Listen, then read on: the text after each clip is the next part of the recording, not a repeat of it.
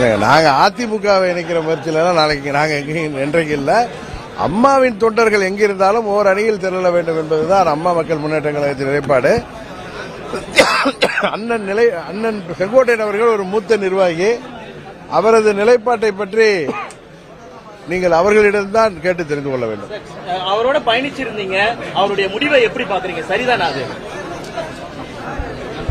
நான் தான் சொல்லல, எனக்கு 40 ஆண்டு காலமாக புரட்சித் தலைவர் மறைவுக்கு பிறகு நாம் மிகவும் நட்போடு நெருங்கி பழகிய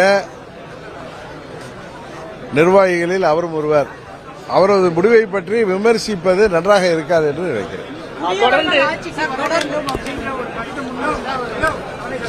என்னங்க